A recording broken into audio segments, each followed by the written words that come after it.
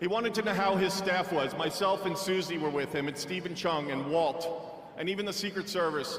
How are you guys doing? The guy just got shot in the damn head and he's worried about us. Are you guys okay? He's on the phone with his family. Showed him a picture, the iconic photo of his fist raised in the air. Told him it was from Doug Mills from the New York Times, a great photographer. He looked at the picture, he's staring at the picture, one of the most historical photos of all time. There'll never be anything like it. He said, call Doug and see if he's doing okay. That's the attitude he had in that hospital.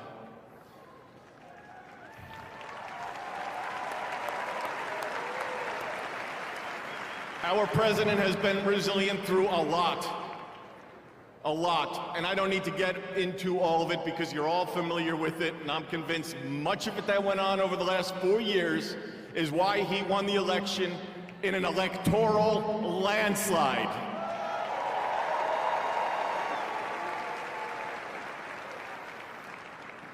In Butler, Pennsylvania, when he got up and he raised that fist and he shouted, "Fight." He will do that for every one of you, for the United States of America. He will always put America first, without question. He loves what he does. He's got a great administration and a great team behind him. What a journey. McDonald's, drive-through window, garbage trucks showing up at a rally, and him on the plane putting on his orange vest. Sir, are you gonna take that off? I'm going to the rally in my orange vest. The guy is 1 in a trillion. There will never be anybody like this man again. Enjoy this moment, enjoy this movement, and together we will continue to fight, fight, fight, put America first, and make America great again. God bless everybody here. We love you. Thank you.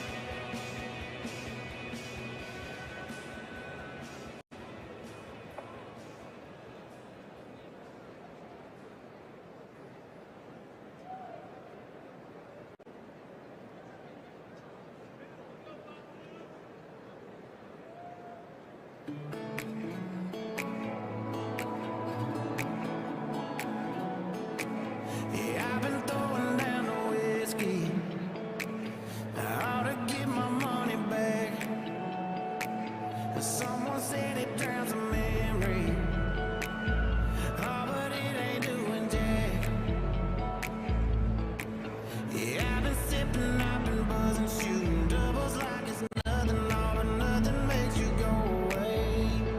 I need something you prove, something stronger than I'm used to.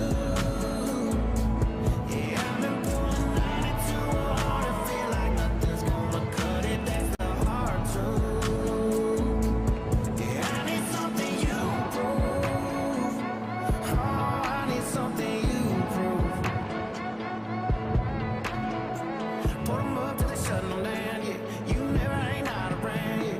Don't matter what time or town, I can't get you gone. Turn the bar, yeah, upside down. Just looking for something that does it. I give 'em all my money, ain't nobody selling nothing. You prove something stronger than I'm used to. Yeah, I've been pulling 92 hard and feel like nothing's gonna cut it. That's the hard truth. Yeah, I need something you prove. Oh, I need something you prove.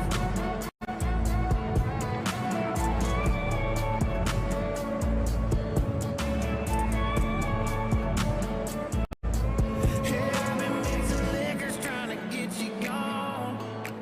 Oh, but I must be doing something wrong. 'Cause I've been working hard to fade your memory, baby, but the only thing faded is me. I need something you prove, something stronger than I'm used to. Yeah, I've been pulling 92 hard and feel like nothing's gonna cut it. That's a hard truth. I need something you prove. Oh, I need something you prove.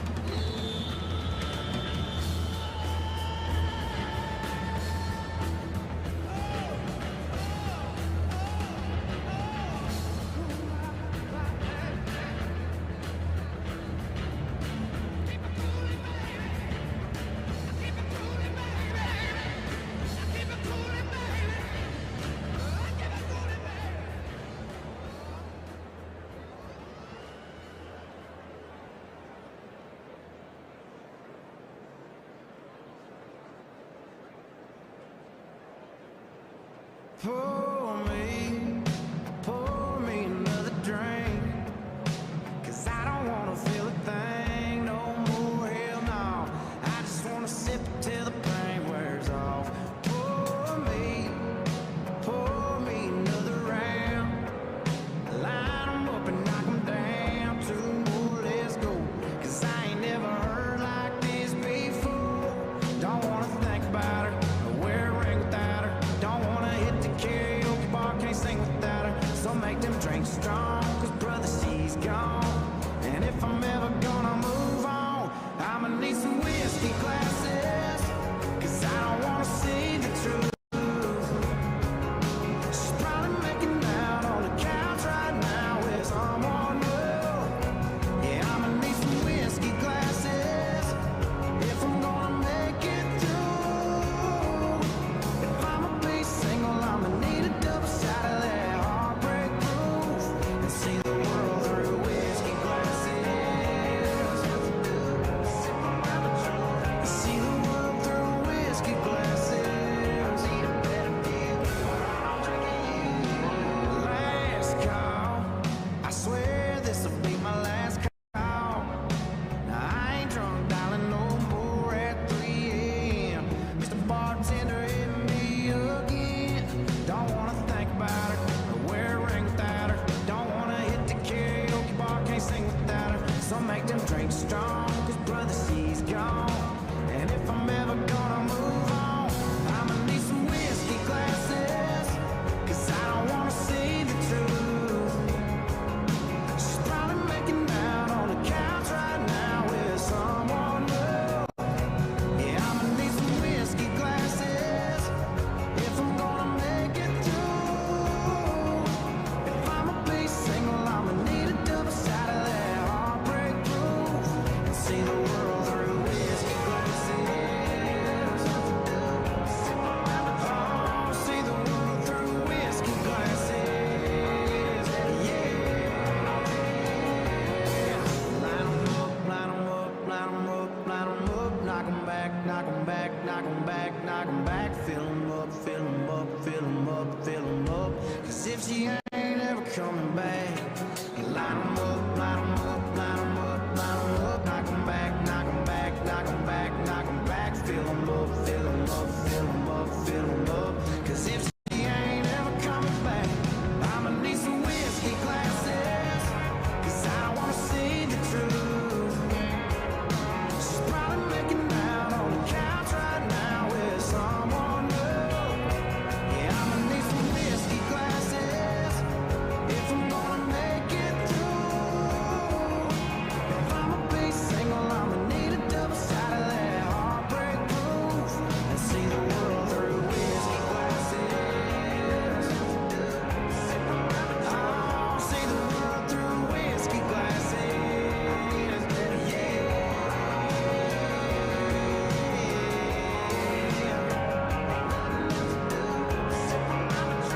See the world through whiskey glasses.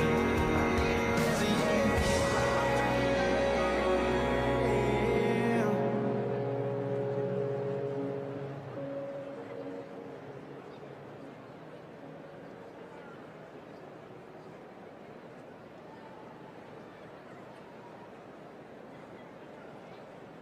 Sunday morning, man, she woke up fighting mad, bitching and moaning on and on about the time I had. And by Tuesday, you could say that girl was good as gone.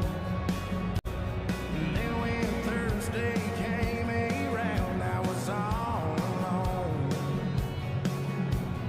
So I went for a drive to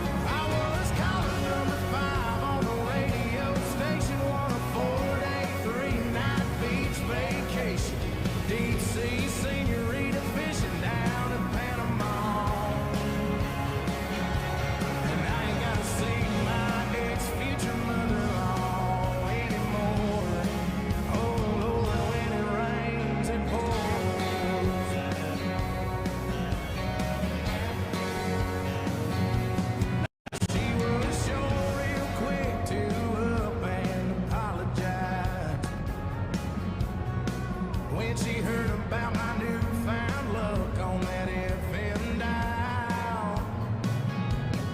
And it's crazy how lately now it just seems to come in waves. What I thought was gonna be the death of me was my saving grace. It's got me thinking that her leaving is the only logical reason that I got the last spot in the Hooters parking lot, and the waitress left her number on my check with a heart. She picked up on the first ring when I gave her a call, and I only spent $5 at the Moose Club raffle. One a used four-wheeler and 3 free passes for me and 2 of my buddies to play around a golf. And I ain't gotta see my ex-future mother-in-law anymore. Oh Lord, when it rains it pours, when it rains it pours. I've been on one hell of a redneck road for 3 weeks now, and it all started on the day that she walked out.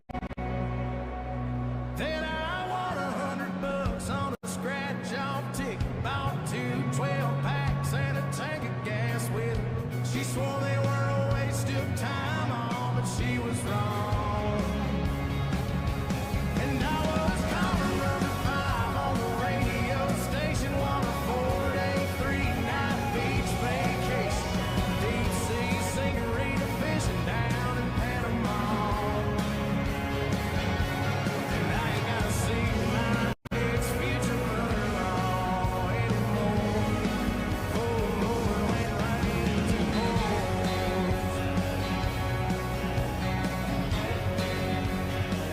When it rains it pours.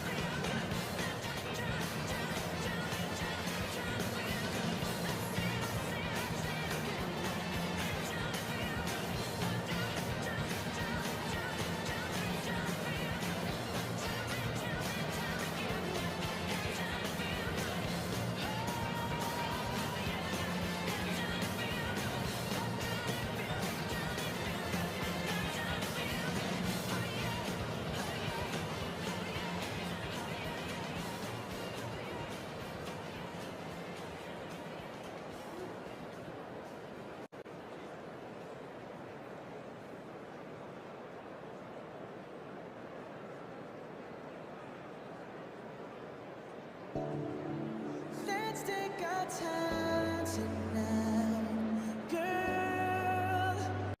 Above us, all the stars are watching.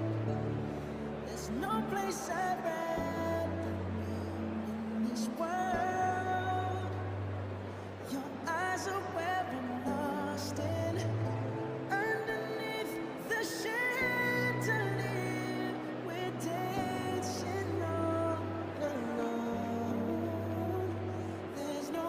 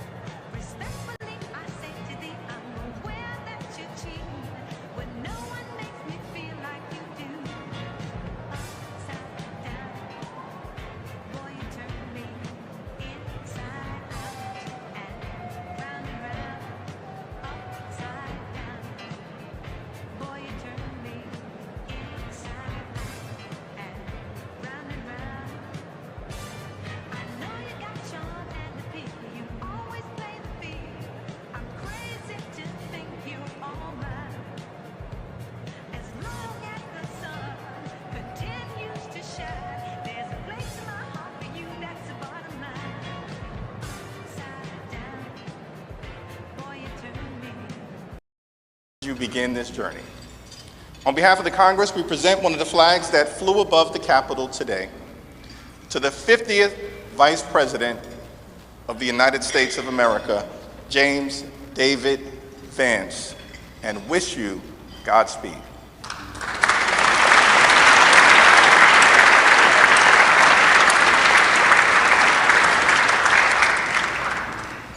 Thank you, Leaders Scalise and Jeffries. I now ask my friend Senator Deb Fischer of Nebraska, as in the beef you had for the entree, who has been an excellent partner in planning today's events, to come up and present the inaugural photographs. Well, my thanks to Chair Klobuchar for putting together again in the last 2 days the 60th inaugural ceremony here at the United States Capitol. Amy did a wonderful job, along with all of the committee, all of our staffs, in order for this to come together and be a very memorable experience. It is a tradition that the committee give our new President and First Lady, our Vice President, and Mrs. Vance the official photographs taken at the swearing-in ceremony. And so it is such an honor to be able to have those presented to you. I hope you will display them with pride, with honor, and with a humbleness that I know you will carry with you every single day that you serve the people of this country. May God bless you all.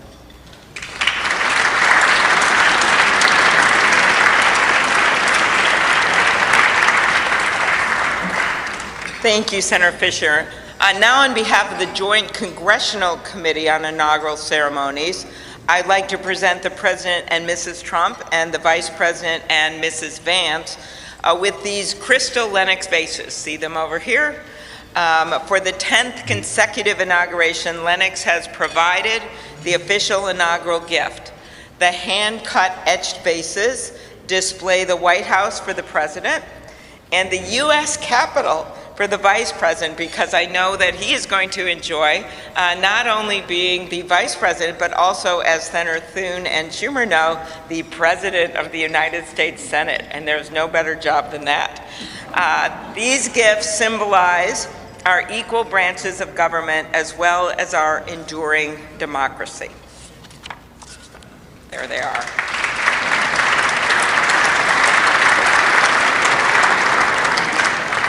I will now invite Speaker of the House, Mike Johnson of Louisiana, to give the toast to the Vice President.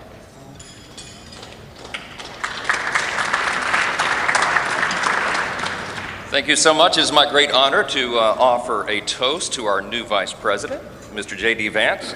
J.D., you wrote something very poignant in your memoir, actually many things very poignant, but let me quote you here. What separates the successful from the unsuccessful are the expectations they had for their own lives. That's really meaningful. That expectation is a powerful thing. We remember the people in our lives who provided that to us. We all need that. Everybody needs hope and encouragement. They need a greater expectation. We need people in our lives who will make us look farther and reach higher. JD's written a lot about the people in his life that have done that. He's written about, we know the great story of your grandparents and what they did in your life. He's written about his professors and mentors that he met in law school.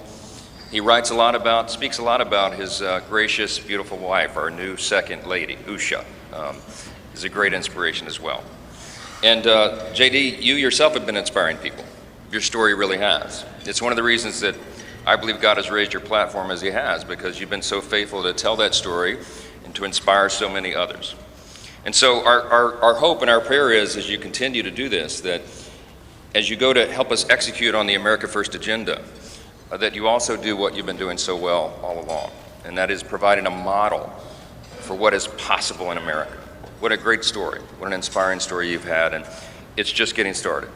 I pray specifically that you inspire a lot of the young men in America. Some of them feel hopeless and stagnant sometimes, and you're a great example to all of them and to all of us, that if you work hard and you play by the rules and you do the right thing, you can make a better life. You're now the Vice President of the United States, my friend. So everyone, will you please join me in raising a glass to our own mentors, the people who inspired all of us, to the possibilities of our own future, to these great new horizons, what a perfect choice this was for the painting, the artwork today, and to the great example of our new Vice President, Mr. J.D. Vance. You're here.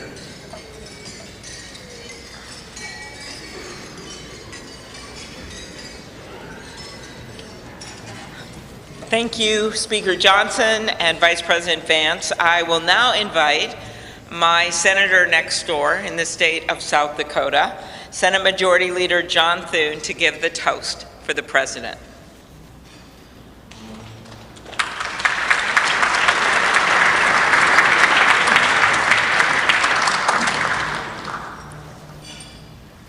Well, Mr. President, Madam First Lady, congratulations.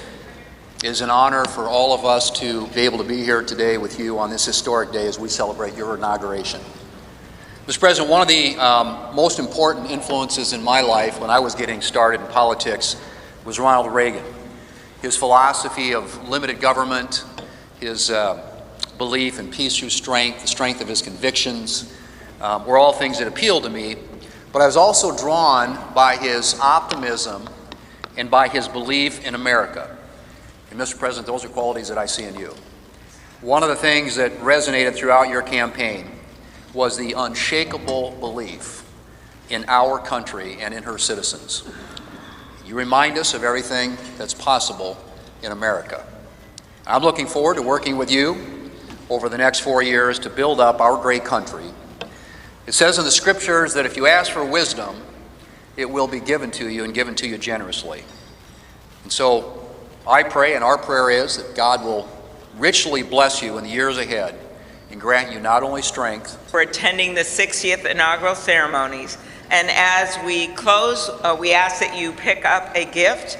All of our guests are going to get a set of commemorative glasses in embossed leather featuring the Great Seal of the United States, which Senator Fisher and I selected together, and maybe Senator McConnell added some bourbon from Kentucky.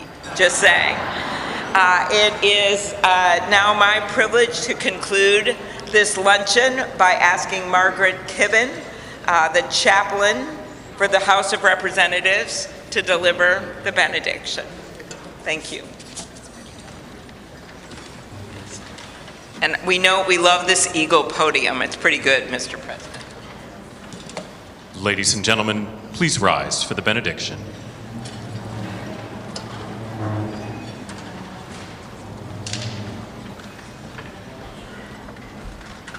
Would you pray with me? Holy and merciful God, having witnessed another successful moment in the experiment that you have entrusted into the hands of the American people, we pray your blessing on our 47th President of these United States, Donald J. Trump, and Vice President James D. Vance. Ensure that this mantle of singular responsibility that you have laid upon our President's shoulders remains secure in your will and safeguarded in your keeping. Uphold him as he preserves, protects, and defends the Constitution to the best of his abilities, relying on your divine help. God of power and might, grace and mercy, grant that your spirit of counsel has access to the President's heart to search it, to his mind to examine it, to his will to test it, that his faithfulness would bear witness to your truth. Surround him with angels and advisors who will serve as your agents to guide and guard him, caution and encourage him to remain upright and blameless in your sight. Buckle the belt of truth around his waist. Place the breastplate of righteousness over his heart. Fit his feet with readiness, that your gospel of wisdom and justice will shine forth throughout President Trump's administration. We offer this prayer to the one whose voice we follow, to guide all that we do and all that we hope for. Amen. Ladies and gentlemen, please be seated. Please remain at your seats as President Trump, Vice President Vance, the Joint Congressional Committee on Inaugural Ceremonies, and the official party depart National Statuary Hall.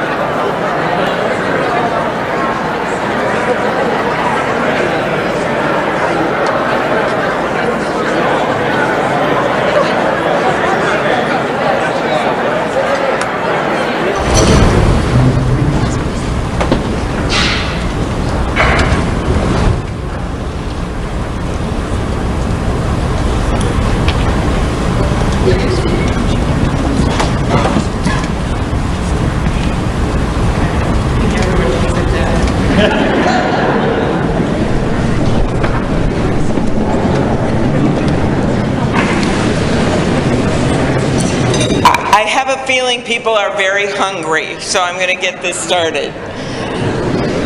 Mr. President and Madam First Lady, Mr. Vice President and Madam Second Lady, my colleague Senator Fisher, distinguished guests including the Speaker, Leader Jeffries, and Senate Leaders Thune and Schumer, on behalf of the United States Congress, welcome to the 60th inaugural lunch. Big surprise, we are featuring Nebraska beef and Minnesota apples for dessert. We are here in Statuary Hall, where these luncheons have taken place since President Reagan's first inauguration in 1981, and where the House of Representatives once met over 150 years ago. That would be before you were born, Mr. Speaker. In 1864, after the new House wing of the Capitol was built, and in the midst of the Civil War, Congress dedicated this chamber to host statues chosen by every state. Walking into the hall, we all passed under the arch, holding the marble Car of History clock. The statue shows Cleo, the Greek muse of history, holding a book to record events as they happen. And as you can see, she's heard a lot of stuff. And as she rides her chariot forward into the future, she looks behind her to remember the past. She remains here as she has for hundreds of years, a reminder that history will remember the events of the present, and it is on us to write that history right now. Speaking of art, the painting right here before you, I chose this painting for this lunch this summer, and it's titled American Horizon. It's by Jane Wilson, who grew up on her family farm in Seymour, Iowa. Coming from the middle of our country, Senator Fisher and I both liked the painting because the artist is from America's heartland, but the horizon could easily be Florida, Mr. President. I will also note that this is the first time in history we are featuring the work of a woman artist at this lunch, and we thank the Art Institute of Chicago for their assistance. Looking at the vast open landscape of this painting, we're drawn to the bottom of the frame where the land or the water, depending on where you're from, meets the sky, and the horizon endures. The enduring horizon is especially meaningful for us today as we mark our enduring democracy as we approach its 250th anniversary. It's a reminder that what's over the horizon is our next chapter. And it is my prayer that the people in this room can write that chapter together. I'd now like to ask U.S. Senate Chaplain Dr. Barry Black, and we thank God he is back with us and in good health, to deliver the invocation, after which lunch will be served. Thank you.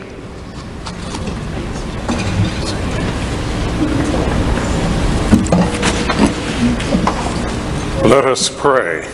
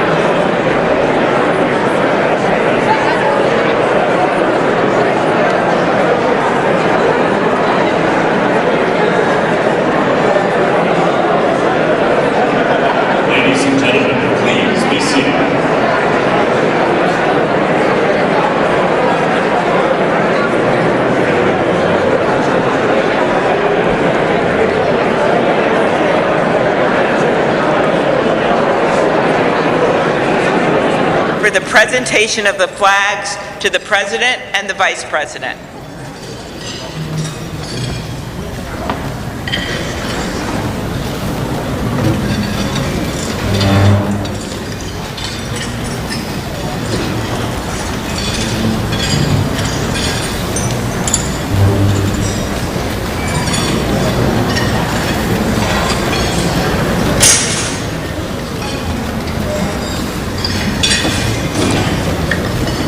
Mr. President, Madam First Lady, Mr. Vice President, Madam Second Lady, what a wonderful occasion. We all come here to celebrate what is a great tradition in the United States, and that is the peaceful transfer of power. And when President Trump spoke over in the beautiful rotunda, wonderful that it was indoors, Mr. President, because I don't think the crowd would have wanted to be in the 20s or below. But one of the things President Trump said that I thought was the most touching, he said, in America, the impossible is what we do best. And I think that epitomizes the spirit when you think about this room, this statuary hall, and you look at some of the statues. Thomas Edison, he did the impossible. Elon Musk, I'm not sure if Elon's still here. Elon does some of those things himself. But you look at somebody like Rosa Parks, and she did something that many would have said couldn't be done with just a simple gesture of saying, I'm not going to sit in the back of the bus. And so the impossible is what we do in America. And President Trump said something else. He said, our golden age has just begun. America's ready for another golden age. Mr. President, we present to you these flags that were flown over the United States Capitol at full mast in honor of being sworn in as President of the United States.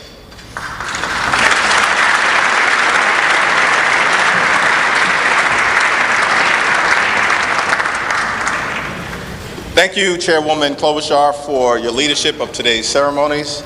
President Trump, Madam First Lady, congratulations.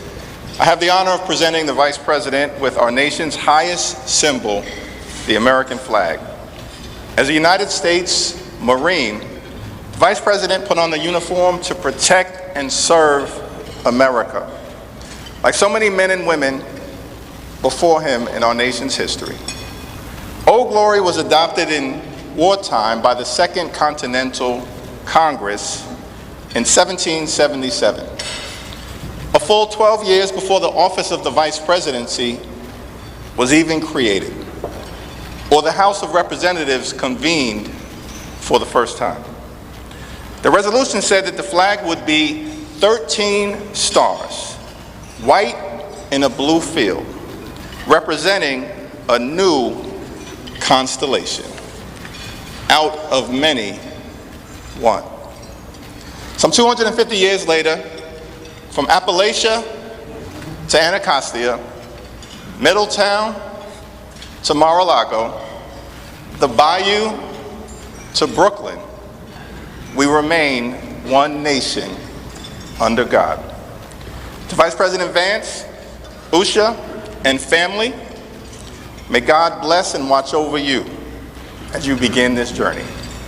On behalf of the Congress, we present one of the flags that flew above the Capitol today to the 50th Vice President of the United States of America, James David Vance, and wish you Godspeed.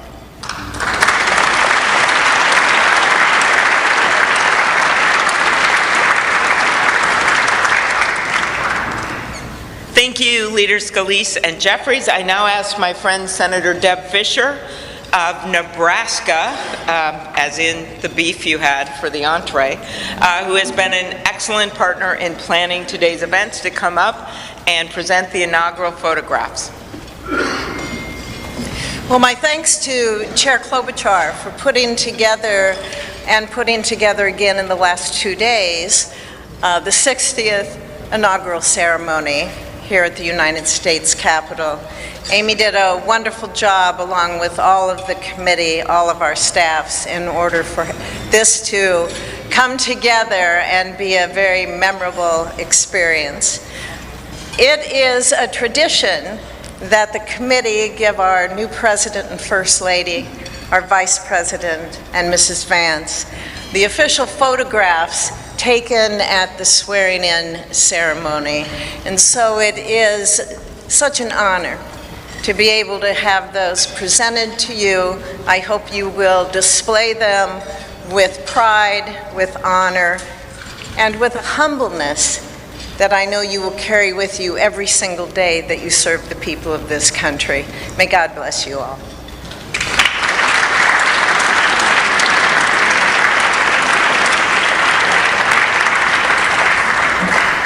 Thank you, Senator Fisher.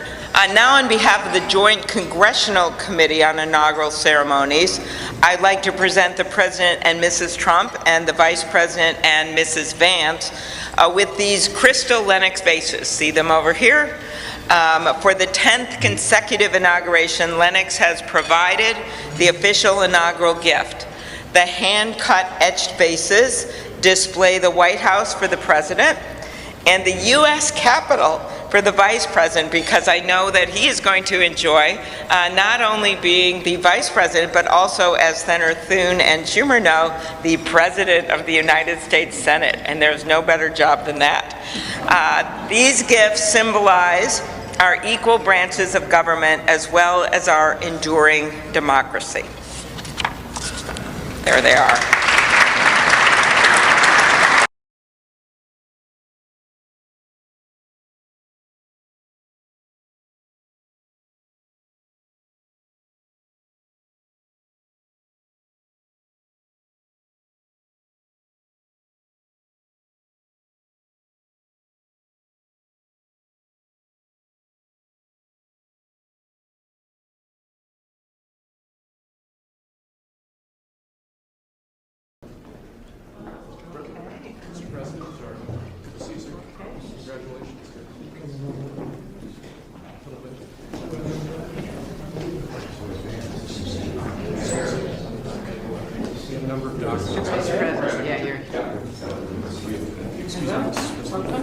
It was a great event. We went to the helicopter. It was freezing. The sun is a little deceptive. Yes, it is. So what would you like us to do? Sign your orders. Official documents. Okay, I assume they're going to be happy with these documents? Yeah, they're just, we might not be here. It's the next step. It's a tradition. Sir, the first is 22 cabinet and cabinet level appointments for your signature. Okay.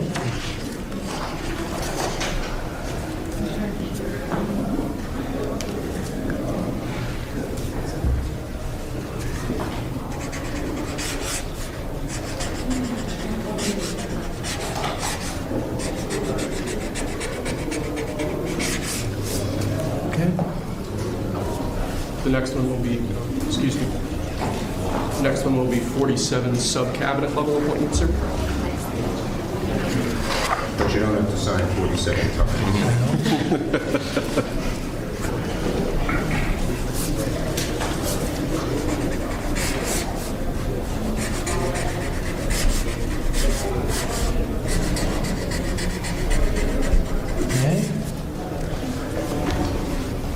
Thank you, sir. Now 31 acting designations and appointments to effectively take control of the government. Let's do that. Yeah, that's important. That's important, isn't it?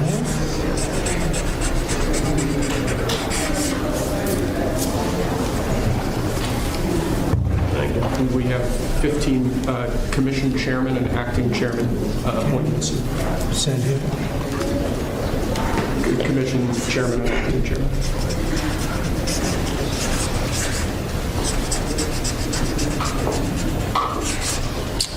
He was number one at Harvard also. You know that? Good counsel. They have something in common. Thank you, sir. Lastly, we have a proclamation ordering that on all future inauguration days, including this inauguration day, that flags shall be flown at full mast. Very important.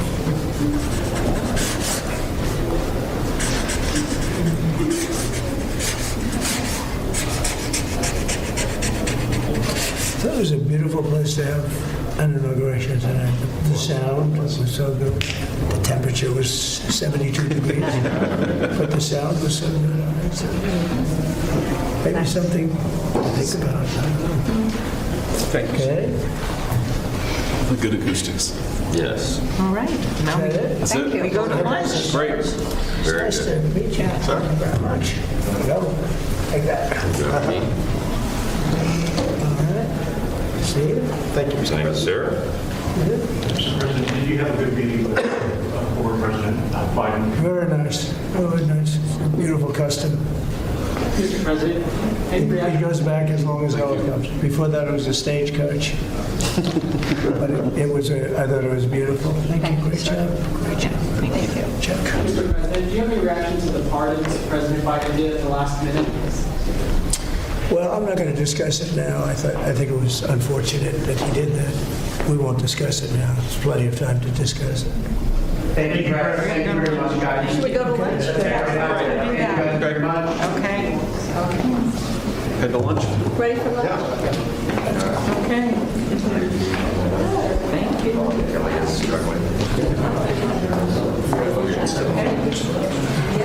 right. Okay. That was 3 times the number of appointments you did in 2017, sir. I did one. Plenty of time.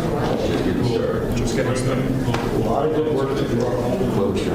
So where are we going to stop to the council? Try to look at your documents. So that's when they get green.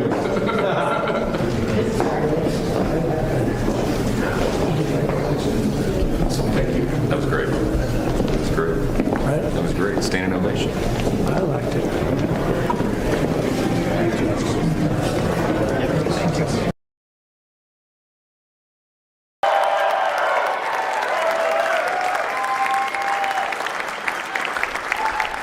No, he's right. I said, oh, look at this beautiful sunny day.